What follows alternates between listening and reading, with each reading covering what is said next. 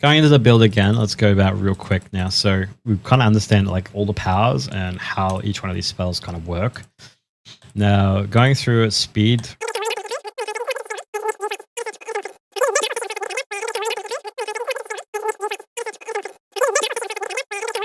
I personally go 1 into Accelerating Burst. I really enjoy that.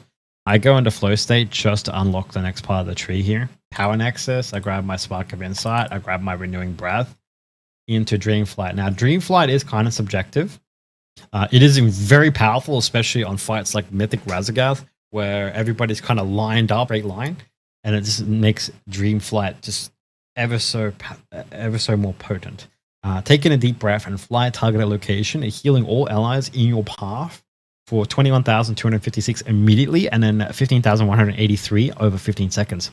Removes all roots. You are immune to movement impairing and loss of control effects while flying.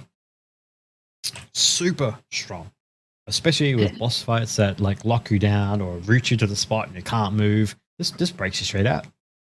Yeah. You just end up flying. Obviously, we want to go into Temple Artificer.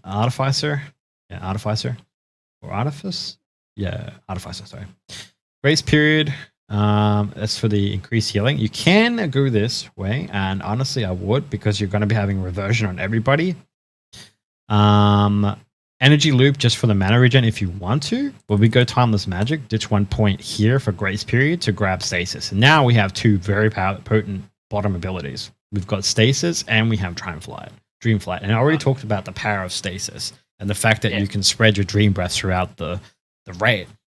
Well, we want to be throwing out Temporal Anomalies, and we want to be throwing out as much reversions as we can. And this is why it's crit and mastery is like such an essential stat when you are raiding, because your reversions are now lasting a lot longer on the entire raid group, taking away critting and then extending the duration of that critical heal. Then you've got your Renewing Breath, which your Dream Breath is healing increased by 30%, buffed by Call of Ysera through your Verdant Embrace. Then you have AoE sniping potential from your Verdant Embrace, which is then directly correlated from your Resonating Sphere and Temporal Anomaly, which throws out your echoes. You've got more echoes coming out. You can instantly nuke up an entire raid if you store your Temporal Anomalies into 3 stacks. Now, what is storing Temporal Anomalies? So, you know how I said that Stasis has unlimited duration? So, when you press Stasis and you throw out a Temporal Anomaly, you notice how Stasis is still not counting down until it's found the next healing spell? Yeah. So now, you have Stasis into your... Well, let's go and have a look at another one. Temporal Anomaly. The Temporal Anomaly 2. So now we've got 2 Temporal Anomalies in the Stasis. I'm just still waiting around. Let's say I'm just DPS and whatever, doesn't matter. And now all of a sudden we're heading up really close to our third Temporal Anomaly. And now this third Temporal Anomaly is just being put into our Stasis. So now we have 3 Temporal Anomalies sitting in our Stasis. And now, like I said, you see how when you fly to an ally, and we talk about our initial echo, so wrap an ally in temporal energy, healing him, etc. Your next non-echo spell to cast additional time on that ally. So any ally that has your echo on it, right? Well, what's this do? It spews out 4 echoes on allies that passes through. So if I were to essentially extend this out, each one of these will hit 4 allies. Wow. So that's 4, 8, 12. That's 12 people in your raid. And let's say your group takes a massive amount of damage. Like they just all took a nuke amount of damage. Half of the group in a 20-man group got echoes on them. I've got echoes on them. And then you can Verdant Embrace them, and they all will get topped up. Wow. Instant nuke, AoE nuke, lay on hands. Very strong. And then you just go, okay, well, I've got Call of Ysera now. And then you just go like, okay, bang. Now they've got an empowered Dream Breath on them. That's healing for 40 plus an additional 30% on top of being nuked up. So if anyone wants to try and snipe your heals, you've already got your healing essentially out on everybody, keeping them all alive, ticking through and saying, oh, have at thee, enjoy yourself.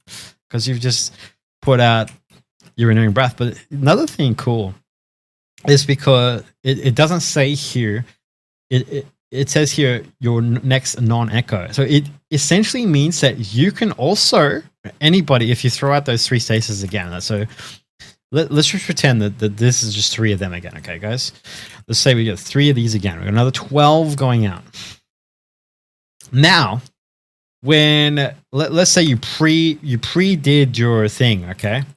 So you pre-did your Verdant Embrace before you did it. So you did Verdant Embrace beforehand, okay? Before you did this. So let's go through this again. So now we've got them and we're ready to go, okay? We're not going to put Verdant Embrace in this, okay? We got Temporal Anomaly. Dang. Now we've got 3 Temporal Anomalies. Okay, a big amount of damage is about to happen. You're echoing away because this has already been stored. This is just 3 Temporal Anomalies waiting, okay? So echo. You're still DPSing, right? Then you're like, oh, group's kind of spread a little bit. Okay, bang. All these group members just got all your anomalies. And you've already Verdant Embraced for the Call of Usurper buff. And now, every ally that just got hit with Dream Breath is now taking, because you can have a look at our Dream Breath real quick, and it says here, inhale, gathering the power of Dream, release to exhale, healing 5 injured allies in a 30-yard cone in front of you. Remember, any heal,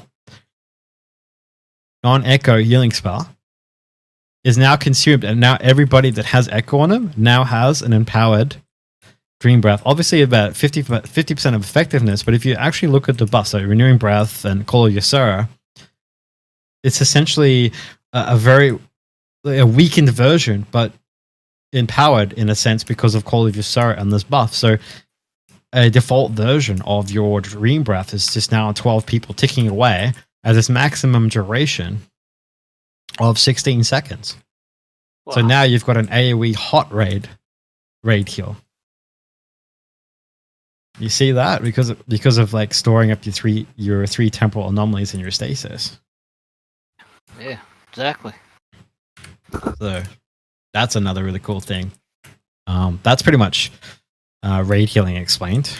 Obviously, you want to be getting as much reversions and then benefiting from your golden hour from as much as you can.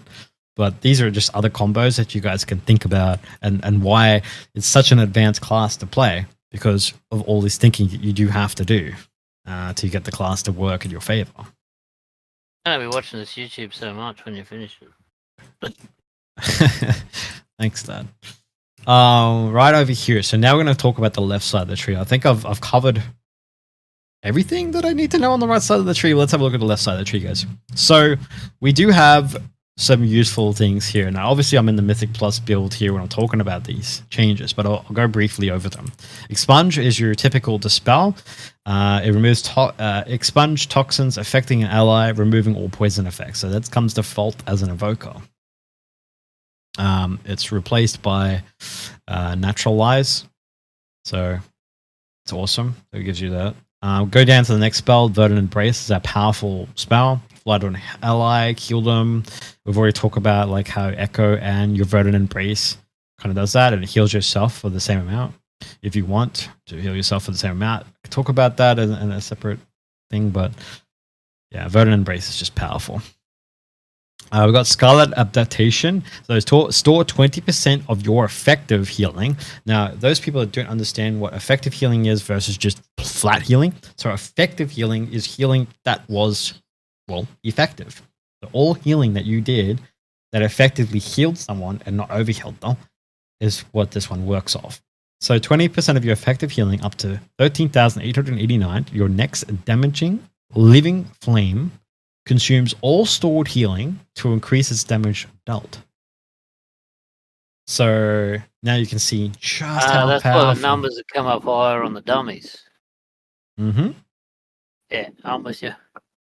Yeah, so when you do some really big effective healing, it's up to only the 13,889. Now imagine, like I said, tip the scales and then have a look at Leaping Flames and then Scarlet Adaptation. And now you can see how Leaping Flames can hit so damn hard. Look, Living Flame deals 6% more damage and healing. Then you got over here, Living Flame and Fire Breath deal additional damage and healing equal to 2% of your maximum health. So if you pre-Emerald Communion into your Rush of Vitality, Your living flame is buffed. You've done effective healing, so you've got your scarlet adaptation. Then you've got your enkindled, and then because you've tipped the scales into a flame breath, which is dealing huge damage, and now you're leaping flames, and now you can see why I can get up to 1 million damage in a single, like pretty much in a two second global. So 2 seconds of globals, and you've got your huge damage. Not bad at all, hey. So big damage.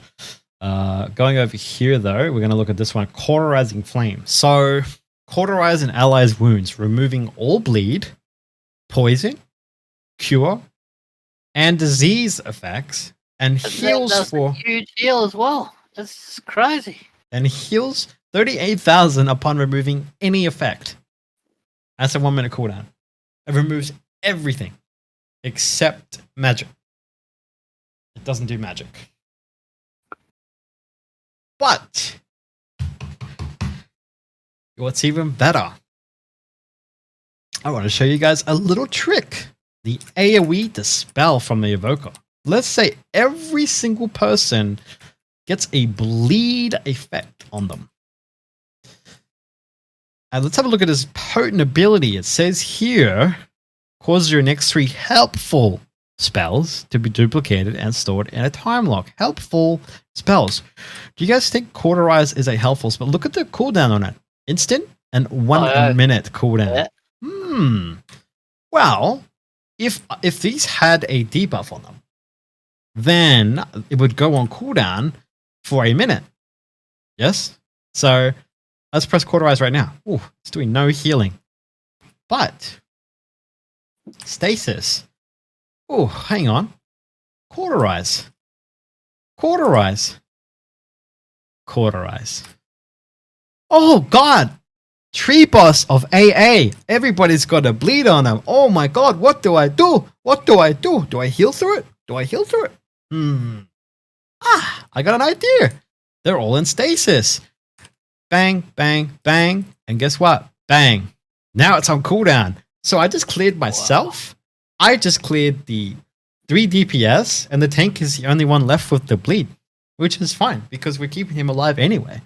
So the first boss, tree boss, we just effectively AoE dispelled our entire group in a dungeon, and they all got healed from it because the bleeds were removed. And what's bonus is it doesn't go on. The Cauterize Flame goes on cooldown because I put it on cooldown by doing it myself, but if I expunge the tank, which is this guy over here, the poor tank, he just got his poisons dispelled. I just temporal compress, what's it called? Sorry. I time deleted him. So we just reduced his damage taken, and I've just dispelled all his poison because he's taken poison stacks here. All the bleeds have been effectively removed from the crew, and the tank's been dispelled of all his poison. Oh, wow. Just bang, bang, and bang. Look at that for power. The potency right there. That is what I'm talking about. Cool little tricks with your evoker that you're just going to love exploring in the future. So stasis is very powerful, and there are so many combos. Let's say you wanted to do stasis and just be an ultimate heal, okay? And you don't want to throw a temple anomaly out here. Well, you can stasis, all right? You can throw out a Verdant Embrace to pre-empower your Dream Breath for the 1 tick. But you can also throw out a Spirit Bloom in there at a max stack. And now, well, these are on cooldown for 20 seconds and 24 seconds. Oh, another hit just come out. I got nothing. Wait, I got... Just pretend I got nothing. You only got stasis. Oh, shit. Bang, bang, bang. And everyone's got topped up. Oh, shit. But look, Dream Breath's coming back in 15 seconds. And this will be about 12 seconds away. What have I got now? Well, Rewind's coming up. Rewind. Oh, God. Oh, shit. Well, now we got Temporal Anomaly. Now everyone's got Echoed again. Oh, Verdant Embrace, full health. Oh, shit. Because I'm Verdant Embrace, now my Dream Breath's empowered again. Oh, God. Tip the scales. Yeah, everyone's taking big damage again. Bang. Tip the scales. Max Spirit Bloom. Everyone's topped up again. Oh, God. Temporal Anomaly. Sheesh. Everyone's got that on them again. Do we want to use Verdant Embrace again? We'll be up. Okay, so we'll be using Reversion. Now everyone just got the Golden Hour heal. And then, you know what's even better? is we can go temporal anomaly. Actually, I'll go over in here. I'll show you. It's a better example to show you some numbers for this one. So you've got everything else is gone. We've got Verdant Embrace, and we do have our Emerald Communion. So let's go in here. So we're going to temporal anomaly, and we're going to Verdant Embrace into Emerald Communion because we're pre-hovered. Now look at the healing they're getting. Oh shit! But then Dream Breath's back again. And then let's temporal anomaly. Oh, they got echoes again. Let's give them a Spirit Bloom as well. Top it all off. Spirit Bloom just doubled and healed everyone full again. We didn't even use stasis. You see what I mean? Like, in what part do I ever use Living Flame to heal? So now... You don't, yeah. Alright, so we got a temporal anomaly. And let's say, fuck it, everything's on cooldown. We have nothing left. They all got echoes, okay? Well, used to anyway. Now, for the sake of argument, I've got an empowered Living Flame. I'm just going to use it as healing. Look how much healing it does. It's pretty big too. All right. Anyway, 1, 2. Let's give him a couple. Give him a couple echoes, just for the sake of argument. And go Living Flame.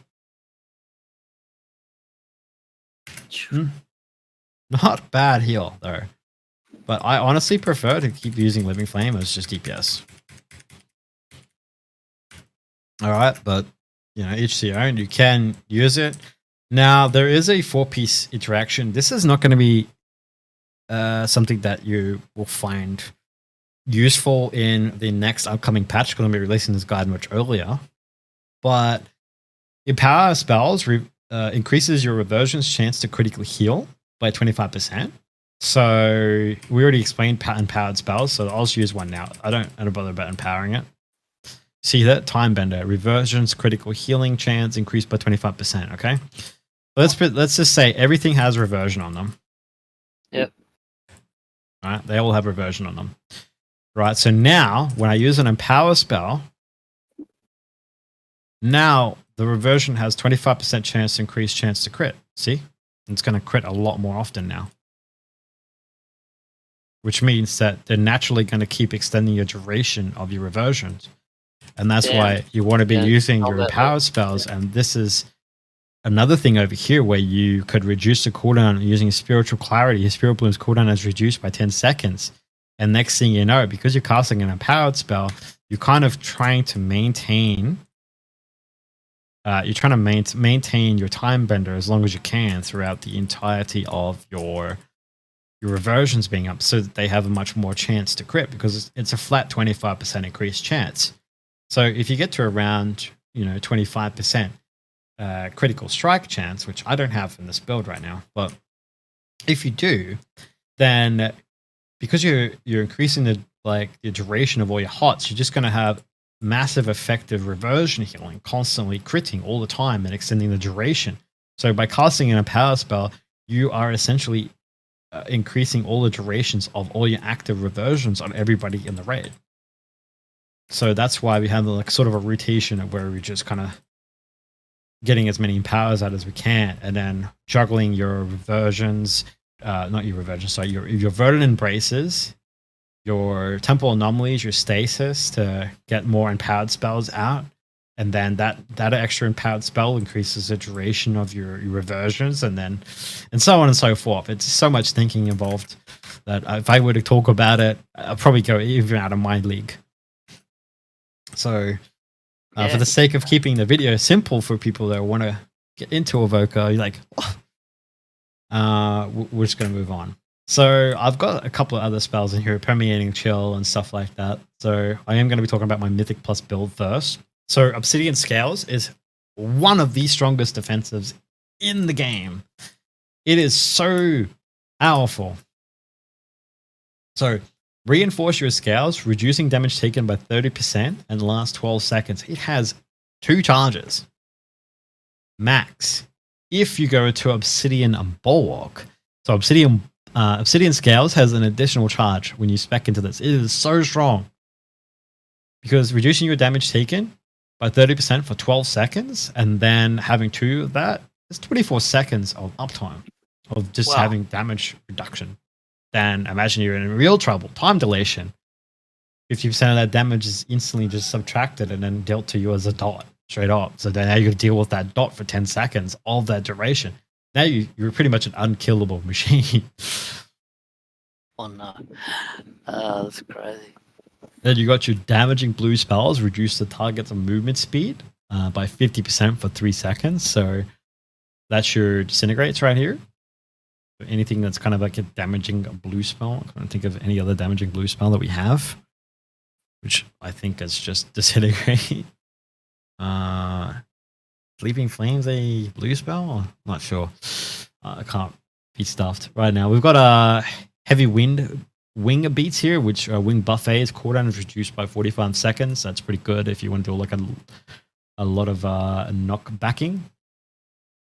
I think tail swipe is this one. Yeah, tail swipe is where you knock them up in the air, and then this wing buffet. This is the one I've got. Is the knockback effect. We have landslide, so conjure a path of shifting stone towards the target's location, rooting enemies for 30 seconds, and damage may cancel the effect. So what this could do, if you're in a solo content situation and you spec into landslide, let's see, you can essentially root all these in place, which gives you enough time, if you don't want to waste tip the scales, to do a full fire breath into a living flame. And boom, they're dead. Rooting them in the spot. Quite a nifty little spell that you can use there. They're stuck and they're just gonna die. Yep, and they die to the dot and you're doing some big damage. Follow up with anything that's left with your essences. Your essence spending can be used on Disintegrate, which is a blue spell, like I said. So the other blue spell was Azure Strike. So your Azure Strike projects intense energy onto 2 enemies, dealing 8,000 spell frost damage to them. So this is a blue spell, so it'll be affected by your permeating chill, which means their movement speed will be reduced by 50% for 3 seconds. So anything that's kind of chasing you, you can Azure Strike them. Azure Strike. Now they've got a 50% like movement on them, so now they're going to struggle to catch up to you unless they're like a warrior or something. But we're not talking about PvP at this point. But that time between them getting to you is just going to further reduce. And you can even go into protracted talents, and Azure Strike damages 1 additional enemy. So now it's not such a single target where you click on this target, press the ability, click on this target, assume. So instead, it's just an AoE. And bang, and then maybe another target if you have a 4-pack there, and still gives you enough time if you don't have the root up to get this breath out, because they've got reduced movement by 50. And like you've got things like hover and double jump, and you got hover. And then you think about all this distance you just gained, and then you can see how you can kind of finish off that flame breath. And because I used an empowered spell, you see how I got that time bender buff again from my 2-piece.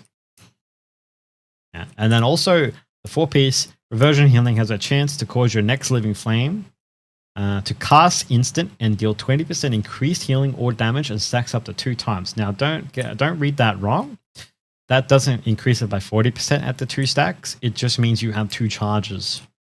Okay? So it means you have 2 charges of your living flame. That's all it means. And obviously, the more reversions you have ticking, the more your 4-piece will proc. That's another really cool thing that you guys will find interesting. What else have we got in here that's worth talking about? We have Quell, that's our interrupt. I did miss Natural Convergence. Disintegrate channels 20% faster. So this thing that Disintegrate deals 20% more damage and generates mana restoration. Well, having it channel 20% faster makes it so that you get that mana back faster, especially in a raid situation, or if you're in a dungeon situation, you kind of want to get it back faster. But it also makes you do a lot more single target damage, because Disintegrate deals 20% more damage and it generates 7,200 mana over duration. But in a single target situation, you kind of want to just be making sure your crew has reversion on them, so you get the 4-piece proc and use living flame, living flame, living flame, living flame. If you've got enough essence, or you're not really using anything to heal, you can use your essence burst procs into a Disintegrate channel. I'll get over this guy and kill him with it. No, it instantly died, but yeah. You get the general gist. It's just trying to get as much living flames out as you can and Disintegrate. Cool stuff like that. Now, There's another talent down here that I'd like to cover. Magic damage done is increased by 4%, so that's more damage done. Fire breaths, damage over time lasts 4 seconds longer. That just increases the dot time. We talked about leaping flames. We have not talked about Terror of the Skies. All that essentially means is your deep breath, which is this spell here. So take a deep breath and fly to a targeted location, spewing molten cinders, dealing 40,000 volcanic damage to the enemy in your out path. So let's say everything's rooted. So we can do this, and then do this. Now Terror of the Skies, while it's doing that, deep breath stuns enemies for 3 seconds. So now they all just got stunned. And now you can do your fire breath channel. 2, 3, they start hitting you. And then you can wing buffet them back. And then living flame. And they're all dead. Cool. Alright, so that's another situation you can talk about. Like I said, Quell, we've talked a little tiny bit about it. It's basically just a 40-second interrupt. It's really bad. But, you know, it's whatever. It's also the only pathway you can get to Ancient Flame. So casting Emerald Blossom or Verdant Embrace reduces the cast time of your next Living Flame by 40%, so making your Living Flames cast a little bit quicker. So if you had to heal your crew up from spreading your echoes and Verdant Embrace, you can cast the next Living Flame really quick. Make up 40 seconds is a long time for an interrupt. It's really, it is very powerful, isn't it? Oh, it's one of the weakest interrupts in the game because it's almost comparable to. Let me get my drink for a sec. It's comparable to the Boomy interrupt every 45 seconds, which is a really long cooldown. But it's an AoE interrupt, which he'll interrupt. Oh, sorry, 4-second interrupt, not. Yeah, it stops them from casting. 40-second cooldown. Yeah, the 40-second cooldown is insanely long. Exactly. Yeah. Anyway, Quell is just not that strong. It's pretty bad. We do have another thing for our landslide. So landslide's cooldown is reduced by 30 seconds, and it withstands 200% more damage before breaking. If you really want to go and make those roots stronger, so that your flame dots can actually tick. Yeah. But I don't go into that because it feels like it's a waste of points for me. We do have a couple of talents I actually haven't looked at, but interesting to actually go over. Innate Magic. Essence regenerates 5% faster. It's okay. Like I said, we have talents in place like Empath. Spirit Bloom increases your Essence regeneration by 100% for 8 seconds, which is vastly more powerful. This is just more of a passive regen of your Essence. Recall, you may reactivate Deep Breath within 3 seconds after landing to travel back in time to take off location. If I were to go to maybe this build real quick,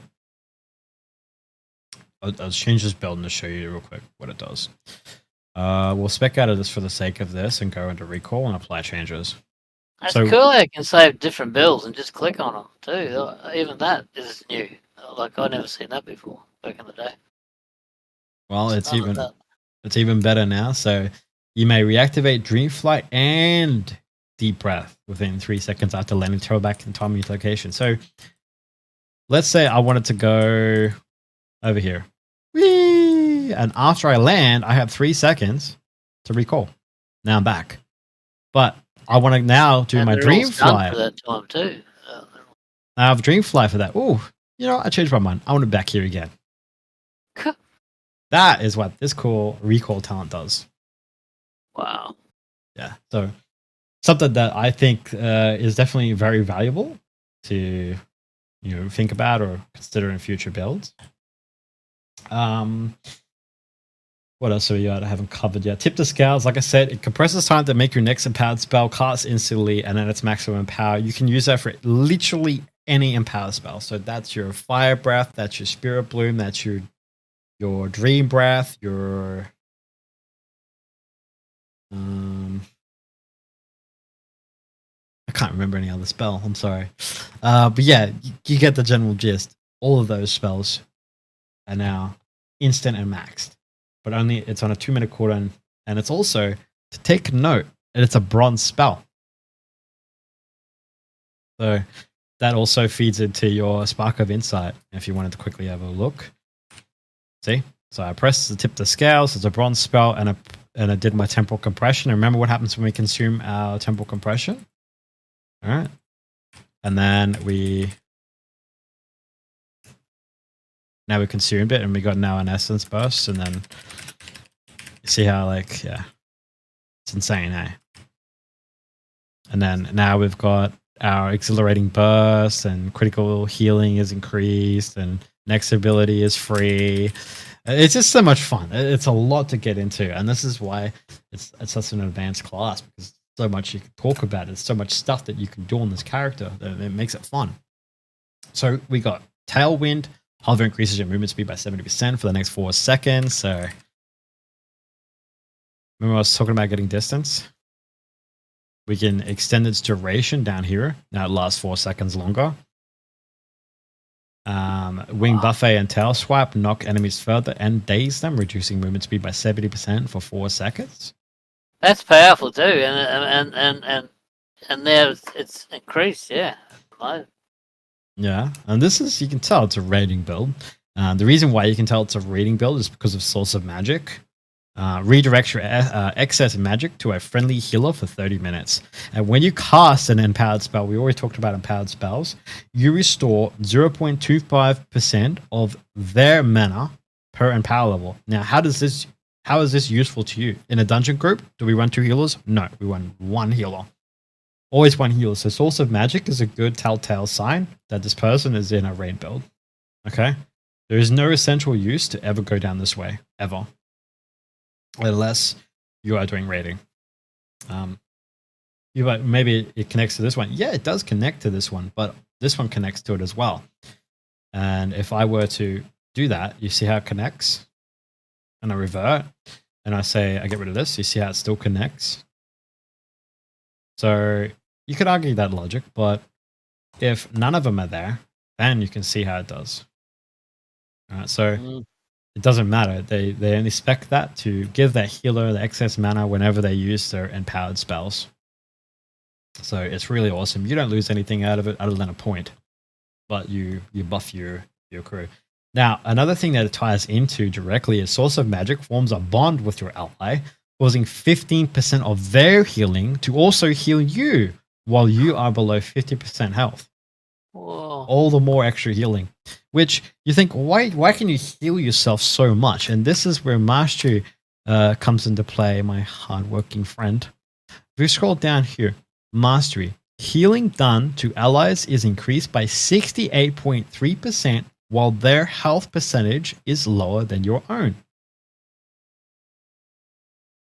So if you have more health than anyone in your group, and it's tied to each individual ally, this logic comes into mind whenever you heal anybody. If your health percentage is higher than their health percentage, then it buffs all of your healing. Every single heal that you do is increased by 68.3%. Or, if you have this much mastery, obviously, that's why I stack mastery and rating. This is why it increases your healing by so much. So that directly buffs all of this with no exception. There is no exception. That's why mastery is so good. Now, to my knowledge, it is no exception. So don't quote me on that if I'm wrong. Attuned to the Dream. There's another talent here. Your healing done and healing received are increased by 4%. More healing done. Emerald Blossom instantly heals you for 23,028 when cast. I have not covered the Emerald Blossom build because I'm still personally getting into myself. And if I do get a lot of recognition and people do like this guide, then I'll probably do up an Emerald Blossom build and go through the process of learning it. But to my knowledge, and as of today, I feel like the current reversion build is still a way to play the Evoker spec. Now, your stamina is increased by 6% with Draconic Legacy. Obviously good for max healing type stuff. I don't know why I'm in Dreamwalker on this one. I should be on that. But yeah, maximum health stuff. That's really, really important. Just buffing like your Emerald Communion and yeah, so on and so forth. Fire breath's damage over time lasts 4 seconds longer. Honestly, that's just really just for the damage. it can't really transfer to healing unless, over here. Let's have a quick look. Don't want to quote myself on that. Inhale, stroking your inner flame. Release to exhale, burning enemies in a cone in front of you. Reduce beyond 5 targets. Empowering causes damage to be dealt immediately instead of over time. And just by having that 4 seconds extra duration, you can see how rank 3 would be like 8 seconds instead of 12 seconds. 8 seconds instead of 12 seconds because the blast furnace and increasing its duration even at maximum power makes that dot on that last one last that ever so longer to give that additional damage. Yeah. Now, people often, like in raiding builds and stuff like this, now remember we talked about leaving flames and getting this ability, Fire Breath, to max to get benefit of leaping flames. But we haven't actually talked about the effectiveness of just spending it. So when we're in the middle of a raid, you've got a bunch of reversions healing every single person. If you want to get this, so over here we look at it again. Reversion healing has a chance to cause your next living flame to be instant, 20% increased healing damage, right? And then a power spells increases your reversion's chance to critically heal by 25%. So with all this in mind, plus bearing in mind temple compression, essence burst, stuff like that, let's go and cast a couple of bronze spells. And now even your buff is considered a bronze spell and can be used as well if you really wanted to. Anyway, falling off topic just for a sec. The big importance here is getting that fire breath out just to consume the temple compression and to get that time bender reversion critical healing chance increased by 25%. Because fire breath is why it's used as one stack. But if you are spec'd into the essence burst and essence attunement, and you've got spark of insight, and you have spec'd into leaping flames, then you could do a flame breath for the full thing, get out the leaping flames so that you throw out 5 or 6 living flames, depending if you have font of magic or not, and spread out your living flames so that you get more essence burst procs, and then you could probably get two procs straight up, and then you can then use that to get more echoes out on the group, etc. And then you can already think about like other decent combos and why it's so interesting to be wanting to use that and keeping that critical healing up as maximum uptime as you can. So if we were to talk about stats, now I have talked about mastery just a little bit, and I've talked about how effective crit is. You can see why I jam myself into mastery and crit. I do apologize for the lower rank primary stat. I'm just being too lazy to increase the gem, but mastery and crit is generally the 2 stats you want to look for in raid. Haste reduces the cooldown of our abilities, so we can cast out more temporal anomalies more often. But that's really just big mana dumps and stuff like that, and just trying to get more echoes out. I think from memory, I'm not entirely sure, but I'm pretty sure that haste increases your essence regen. Don't quote me on that one, but I have not tested personally, but I'm pretty sure it would. We've got, like I said, a lot of my gear is crit mastery. Some pieces you don't have control over, and you still got to get your 4-piece. I've got shoulders on here, but ideally I want to be running helm because it has versatility and mastery, which just increases your raw output of healing, I'm pretty sure.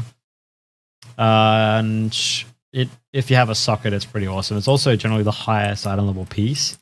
Now, people do go shoulders because they drop from Broadkeeper, and they are also higher item levels. It gives you the maximum item level stuff.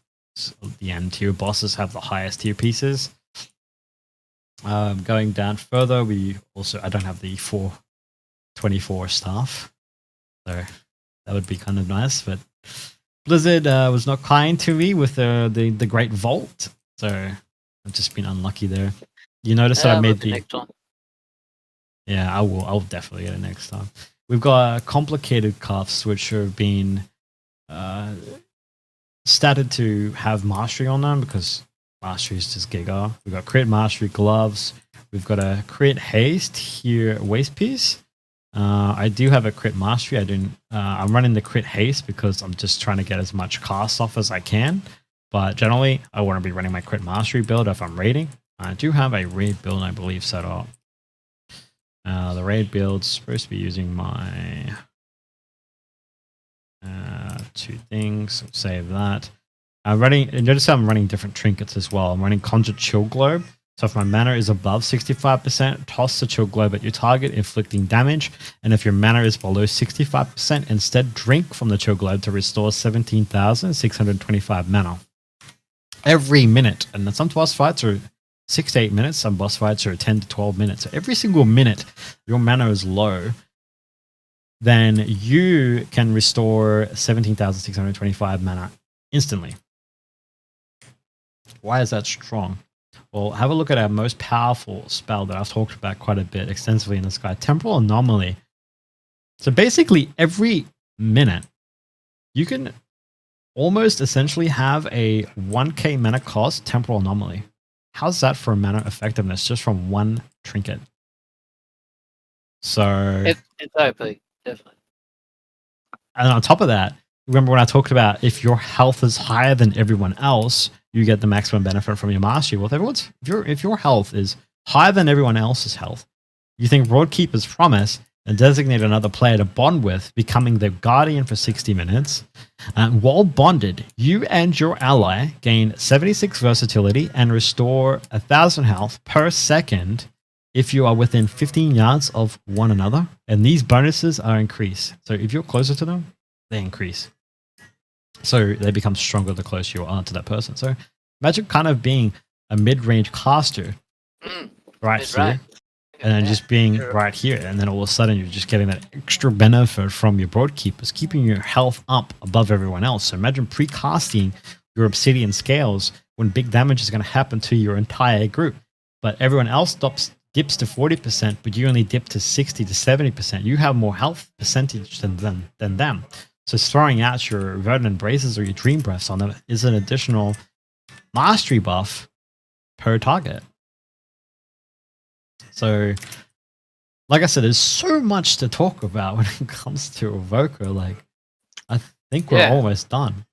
Like I said, Emerald Blossom instantly heals you 25,253 when cast.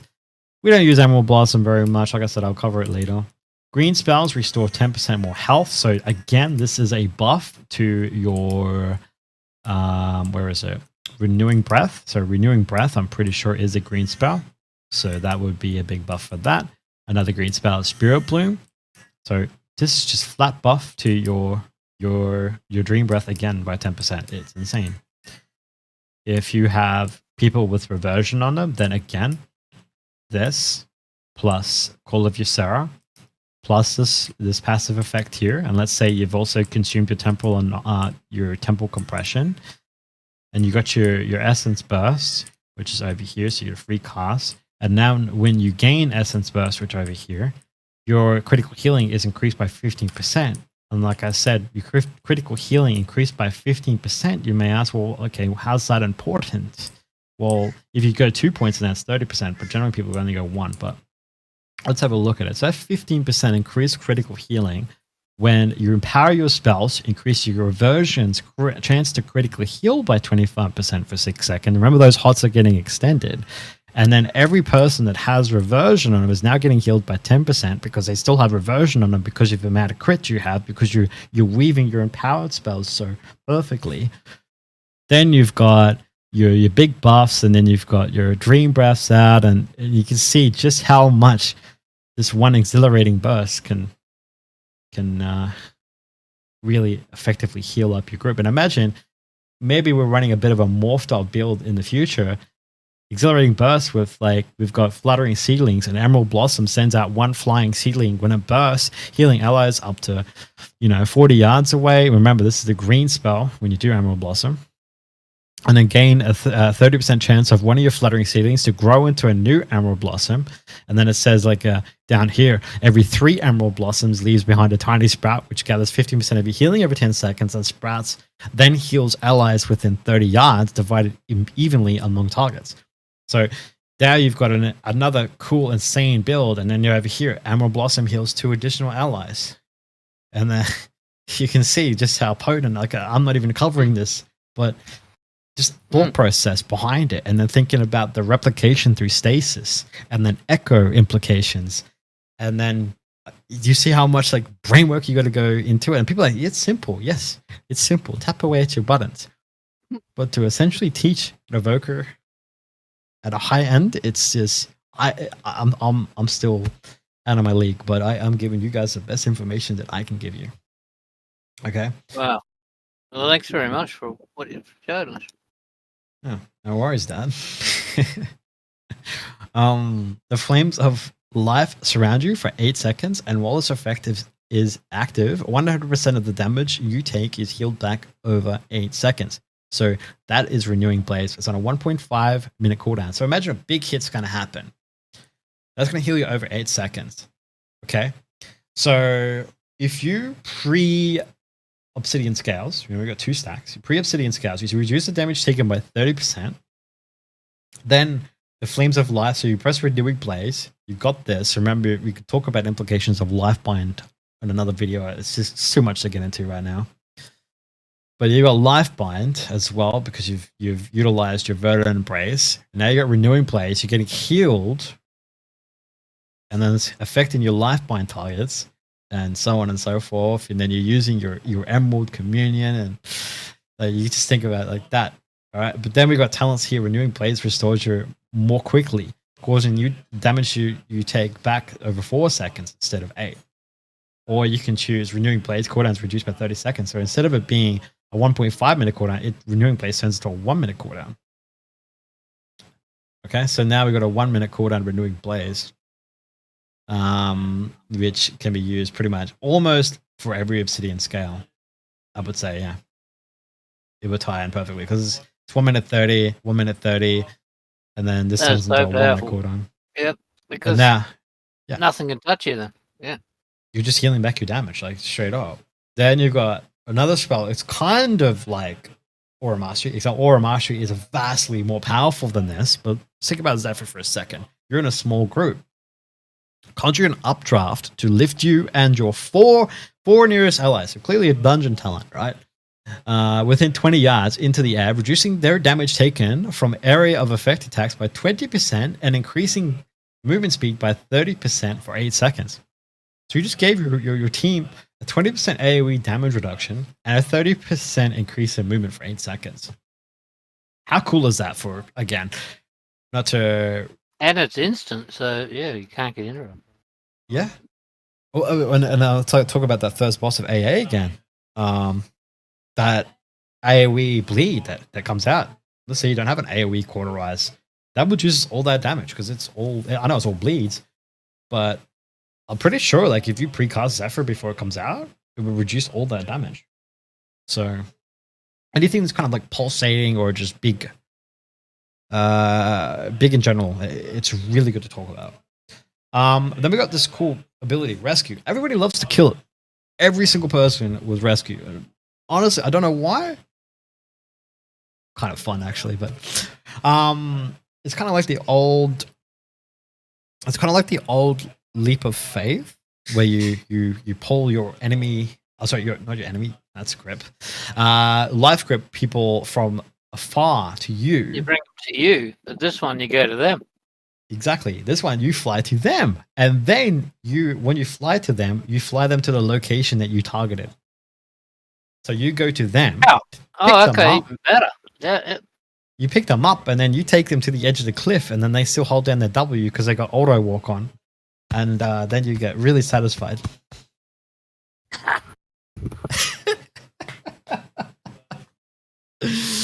But here we go. We're Twin Guardian. It's a passive effect from your Rescue.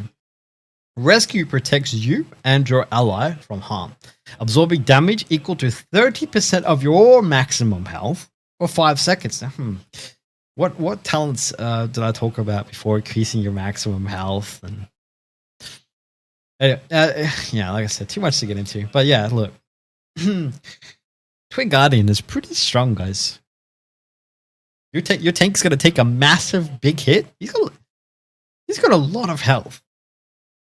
But give him 30% of your increased health? Just because you move him slightly, like forward 1 inch. It's pretty good. All right. And then we got Hover gains 1 additional charge. We know how powerful Hover is, and I'll show again. Hover, Emerald Communion. I do not need this talent. Dreamwalker is useless. Always precast Hover.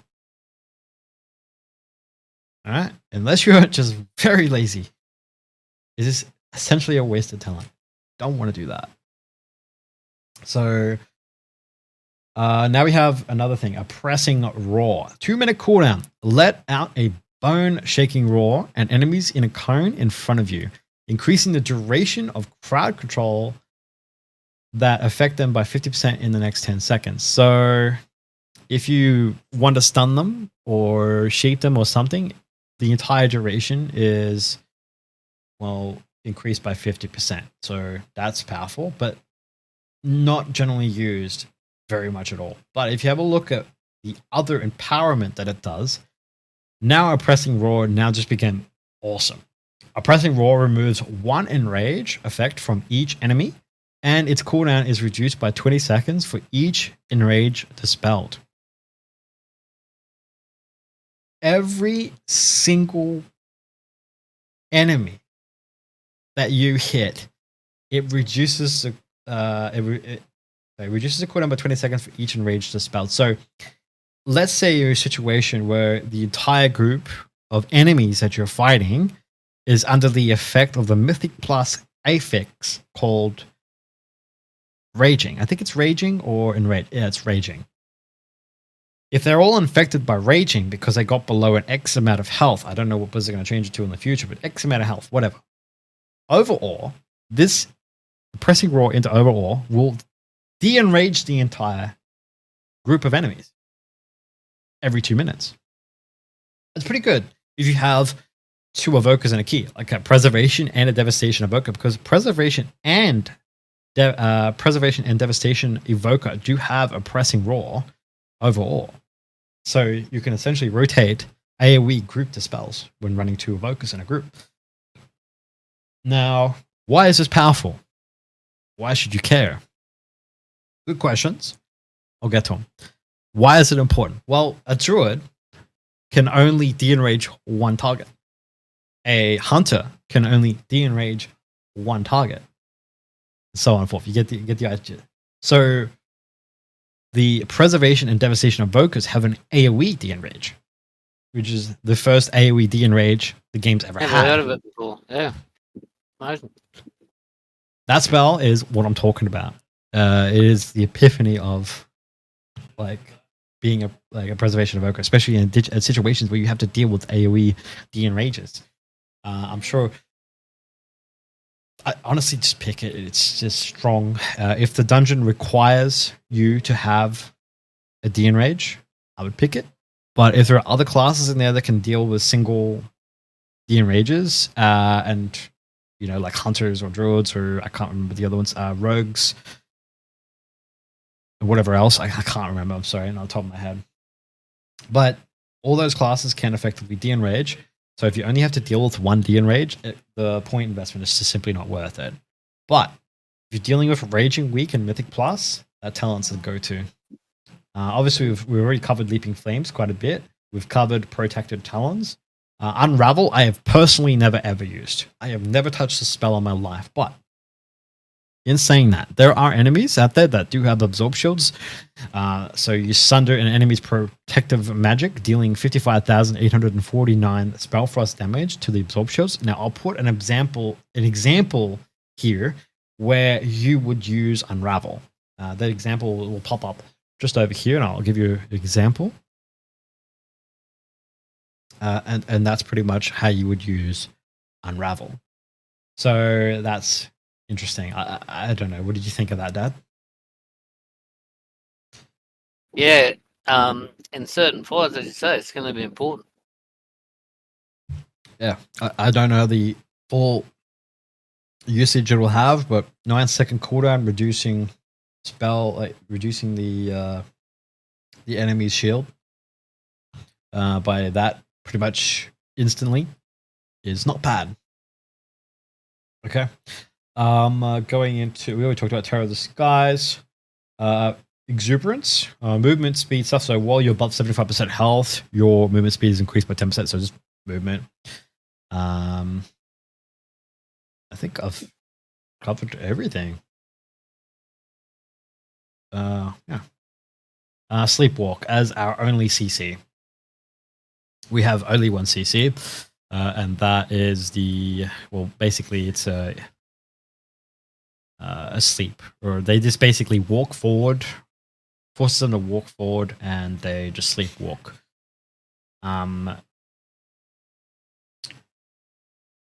Yeah, I've tried it a couple of times. So yeah, it's pretty effective. Honestly, I can't really talk about much. But as soon as you do damage, they just they wake up. Yeah, so. But it gives you a chance if you got a one of them spells that take a while to cast. So you put them to sleep and then take a while to cast. And then you hit them. Yeah. So, yeah. I think I've covered everything. Like, I don't believe I've missed anything. I talked about every talent and how to use them.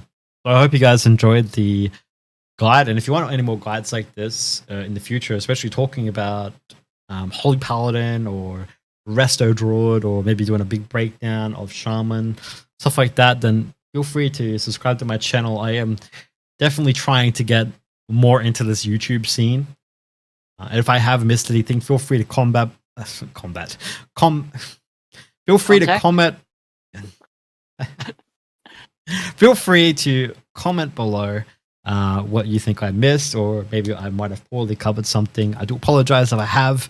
I still am in the learning process of Evoker myself, and I hope that this guide does give you a bit more insight into Preservation Evoker going forward. Thank you very much for watching.